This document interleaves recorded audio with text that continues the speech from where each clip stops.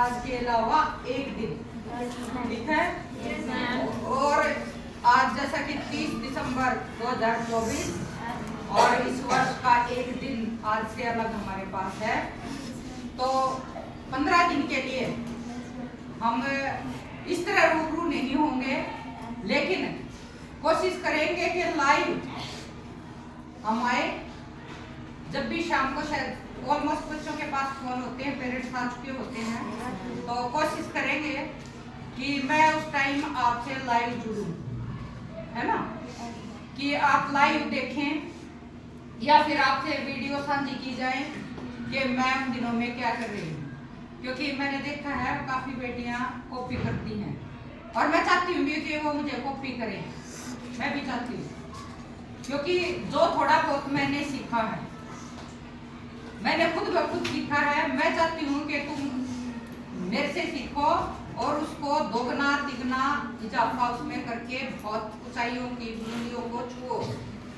तो 15 दिन का शेड्यूल बना दिया है, सरकार की भी गाइडलाइन है और जो है मैंने उससे पहले भी सोचा हुआ था, पहले भी हम कहते हैं, लेकिन इस बार पूरा आपकी पूरे शीतकालीन अवकाश पाठ्यक्रम का और दिनचर्या भी मैंने सिलसिलेवार आपकी स्क्रीन पे दर्ज कर दी है।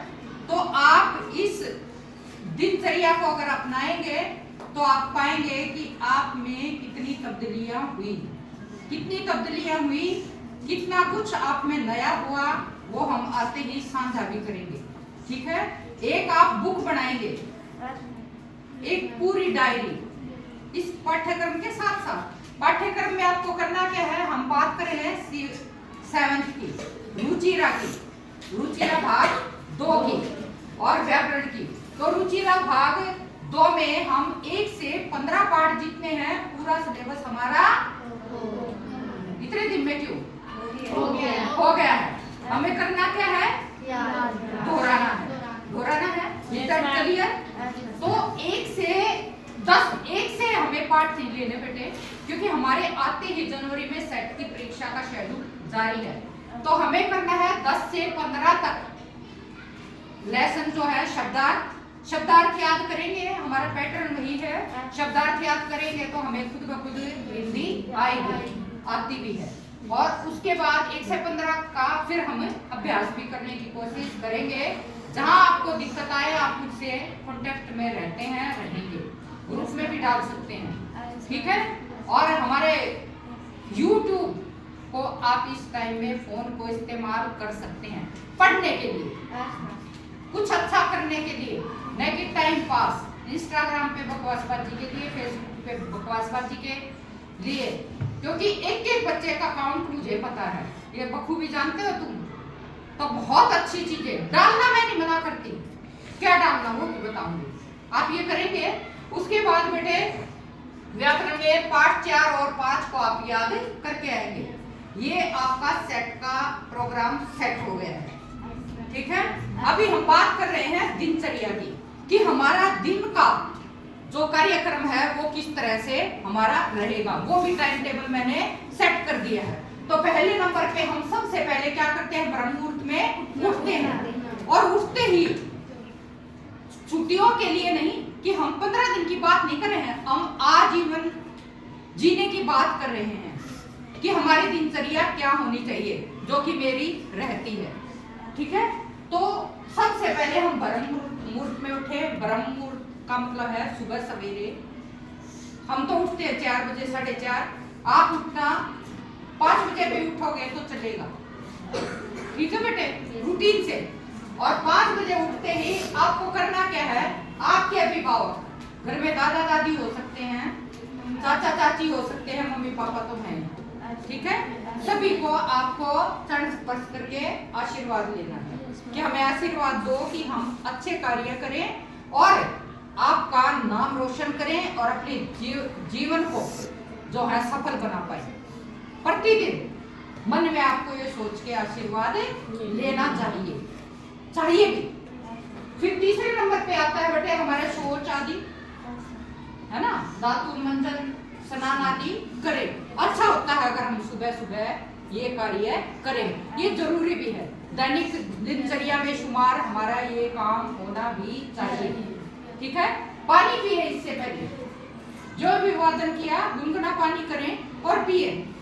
ठीक है बेटे, तो उससे आपके शरीर के अंदर काफी जो है गंदगी जो होगी वो ऑटोमेटिकली निकलेगी और आप बीमार नहीं होंगे, ये भी जरूरी है।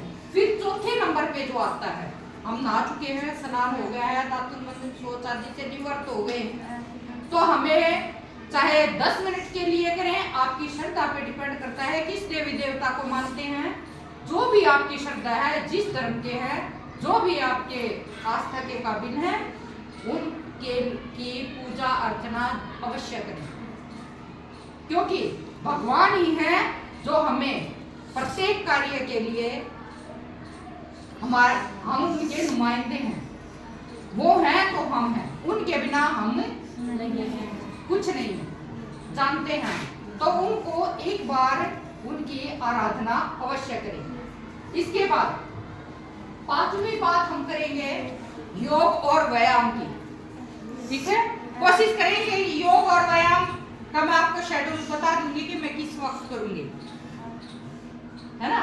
तो मैं आपको कोशिश करूंगी कि सुबह मेरे साथ लाइव आपको जोड़ूं, क्योंकि मैं अब कंटिन्यू कर रही हूँ, है ना। तो आपको योगा का नाम जैसे कि स्कूल में करवाते हैं, कोशिश करेंगे कि घर से भी आपको लाइव जोड़े। ठीक है बेटे, नहीं भी जोड़े तो आप बखूबी जानते हैं सारे, अनुलोम विलोम कपालभाति, है ना, पर्वतासन, सारे हमें पता है, मरकटासन वगैरह, मंडूकासन सब हमने सिखाए हुए हैं। अगर जोड़ पाए तो आपको जोड़ेंगे, नहीं जोड़े तो आपको ये दिनचर्या में शुमार 5 नंबर पे करना ही है। 6 नंबर पे हम बात कर रहे हैं पढ़ना और पढ़ाना। आप पजल हो गए होंगे कि आखिर ये पढ़ना और पढ़ाना क्या, पढ़ाने क्या मैं नहीं, मैं रोज बताती हूँ कि जब हम पढ़ते हैं, अगर उस पढ़ाए हुए को किसी दूसरे को पढ़ाते हैं तो वो हम उसका भला कर रहे हैं। दूसरा, हमारा वो ज्ञान पुख्ता हो गया है, हमारी समझ पक्की हो गई। ठीक है बेटे, तो आपके घर में जो भी छोटे बहन भाई हैं उनको आप पढ़ाएं, उनका सिलेबस। ठीक है, और अगर आपने याद किया है तो अपने बड़े बहन भाई से सुनाइए और उनका भी सुनिए। क्लियर है ये पॉइंट। उसके बाद हम बात कर रहे हैं 7 नंबर पॉइंट की। तो गृह कार्यों में माँ का हाथ बंटवाना। ठीक है, तो माँ हमारी जो कि कंपनियों में भी जाती हैं और गृह कार्य में लिखती रहती हैं पूरा दिन, तो हमारा उत्तरदायित्व तो होता है, क्योंकि बेटियां हैं तो आंगन है। ठीक है, तो हमें पहले से ही अपनी जिम्मेदारी को उठा लेना है, क्योंकि धरती और हम, नारी शक्ति में कोई अंतर मैं समझती नहीं हूँ, क्योंकि धरती भी सभी को झेलती है और हम भी सभी को झेलने का आमादा रखते हैं। है इतनी हिम्मत हमारे में कि हम सभी समस्याओं को से जूझ कर भी अपने आप को, अपने मुकाम को, अपने लक्ष्य को हासिल कर सकते हैं। ठीक है बेटे, तो ये माँ के कार्यों में आपको हाथ बटाना है, सब्जी काटना है ना, या फिर कुकिंग, उनको देखो, मम्मा मेरे को सिखाओ, माँ मेरे को सिखाओ, और आपको सीखना है ना। अच्छा लगता है, चीजें जितनी सीखोगे आपके भविष्य में आपको निखार के लाएंगे। ठीक है बेटे, और फिर हम बात करेंगे, खाना तो आप खा ही लोगे अपने सिस्टम से, सुबह नाश्ता या जो भी आपको करना है, लेकिन मेरी एक और गुजारिश है कि बार बार ना खाएं, क्योंकि पाचन क्रिया की भी एक लिमिट है, वो भी थक जाती है अगर हम ज्यादा खाते हैं तो, और फिर वो पाचन क्रिया जवाब देने लगती है, जिसका नतीजा सिर में दर्द जो अक्सर होता है बेटियों को, है ना, या फिर पेट दर्द हो सकता है। ज्यादा खाना, बहुत ज्यादा खाना, वो भी बीमारी का सबब बनता है, तो उसको भी थोड़ा सा देखें। ये नहीं कि हम घर में तो पूरा दिन खाना नहीं, ये भी आपको ध्यान देना बेटे। ठीक है, 9 नंबर पे, 8 नंबर पे फिर मैं कह रही हूँ, ऐसा नहीं कि मैंने आपको बांध के रख दिया है, खेलिए, आपको जो आउटडोर इंडोर जो भी आपको खेलना है ना, जिस तरह का खेलना है खेलिए, मनोरंजन के लिए आपको जो भी अच्छा लगे करें। है ना, घंटे भर के लिए तो करें, जरूरी भी है, क्योंकि खेले कूदेंगे, हैं खेले कूदेंगे बनेंगे मजबूत और करेंगे व्यायाम तो बनेंगे रहेंगे स्वस्थ, है ना। तो अब 9 नंबर की अगर हम बात करें, इसमें बेटे आपकी रुचि के अनुसार मैंने इसको बनाया है। हर एक बेटी का अपना हुनर है, अपनी रुचि है, तो उस रुचि के अनुसार काम करें। उसमें आपकी पेंटिंग हो सकती है, अगर किसी की बहुत अच्छी पेंटिंग है ना, और अगर कोई नृत्य बहुत बेटियों को हमारी को अच्छा आता है तो नृत्य करें घर में खूब बजा के मजे से, वो भी एक्सरसाइज है ना। अगर गाने में है, गायन में आपकी, तो गाइए बहुत अच्छा। और लेखन कार्य मैंने इसमें छोड़ दिया है, अगर लिखने की रुचि किसी बेटी की बन जाए तो टूटा फूटा लिखिए, मुझे शेयर कीजिए, मैं आपकी खामियां निकाल कर आपको पुनः उसमें अच्छा करने में आपका सहयोग जरूर दूंगी, ठीक है बेटे। तो कोई बेटी ऐसी भी बनी है, मुझे अच्छा लगेगा अगर कलम के सिपाही कोई बनेगा तो, ये कलम के सिपाही बोलते हैं इनको। और फिर उसके बाद बेटे कुकिंग में माँ को जो आता है, और उसके अलावा YouTube के जरिए कुछ मेरे उस पे भी मिल जाएंगी चैनल पे, है ना, और YouTube पे तो ढेरों हैं नई रेसिपी, पर ये करना थोड़ी बनाना कि थोड़ी सी अगर उसमें गड़बड़ रह भी जाए तो अगली बार हम उसको दुरुस्त करके बेहतरीन उसको बना पाए। ये नहीं कि एक ही बार में ढेर सारा बनाए, तो ऐसा ना करें, क्योंकि हम किसी भी चीज को एक बार करें, हो सकता है कि उसमें देख के खामियां रह जाए, आपको कोई बताने वाला ना हो, वो चीज माँ को भी ना आती हो सकता है ऐसा भी। तो थोड़ी बना के देखें, फिर उसमें माँ से पूछें, क्योंकि वो अनुभवी हैं, वो आपको बताएंगे कि बेटे इसमें अगर ये होता तो शायद और भी अच्छा बन सकता था, वो आपका हाथ बटाए।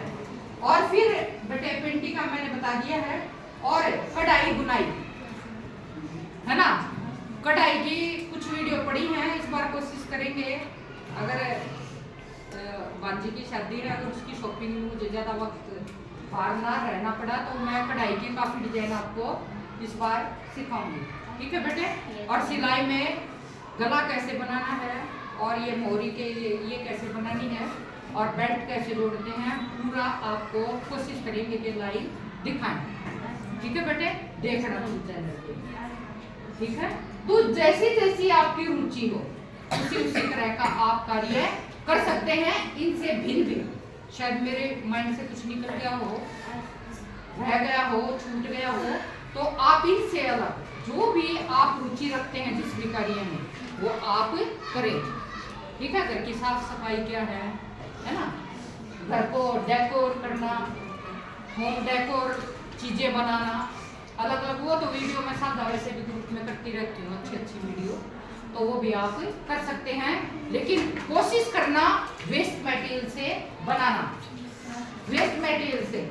अक्सर देखा है, एक बार मैंने काफी बनाई थी पर उसकी वीडियो नहीं बनाई, कुछ चूड़ियाँ, 2 चूड़ियाँ उस कलर की, 3 उसकी, 1 उसकी, ऐसे बच जाती हैं, तो सारी चूड़ियों को फेविकॉल से जोड़ना, है ना, फिर उन पे वूल या कोई रिबन सिल्क वाला कुछ भी उस पर लपेट के, और फिर उस पर बहुत सुंदर सुंदर कारीगरी करना, मैं आपसे वीडियो साझा करूँगी।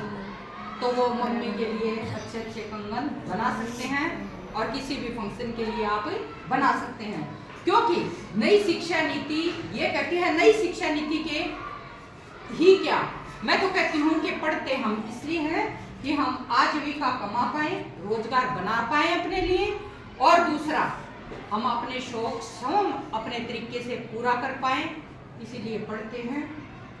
नाम के लिए, नाम फेम के लिए तो पढ़ते ही हैं, लेकिन सबसे अहम जो मुद्दा है पढ़ाई का, वो है कि हम रोजगार के काबिल बन जाए। तो कोई भी काम, सिलाई करते हैं वो भी महिलाएं घर में बैठ के, तुम्हारी मम्मी तो कंपनी में 12 घंटे 14 घंटे में 8,000 लेके आती हैं, और जो घर में महिलाएं कपड़े सिलती हैं, काम करेंगी, सारा काम कर लेंगी, रेस्ट भी करेंगी, फिर भी कम से कम 4 सूट सिल लेती हैं, 3 से 4, और 3 से 4 सूट का मतलब है कम से कम सिलाई जो है, बिल्कुल नॉर्मल सिलाई जो है वो 250 रुपये हो गई है, 200 से 250, है ना ऐसा? Yes ma'am. तो 4 सूट का मतलब क्या है? 1000। बस। तो 1000 रुपए अगर अपने हाथ में ले लिए, हम किसके काबू के? है ना? ऐसे ही जो हैंड एम्ब्रॉयडरी जो तुम्हें यूं ही लगती है कि अरे अच्छी लगती है मैम, लेकिन वो आपकी कमाई का बेहतरीन जरिया हो सकता है। ठीक है बेटे? तो ये सभी चीजें आपको इनसे बाहर निकलना नहीं है हमेशा के लिए। इसको एक दिनचर्या में शुमार कर लीजिए, ये आपका जीवन समझिए। कैसे आशा कर सकती हूँ मैं? Yes ma'am. होगा ऐसा? Yes ma'am.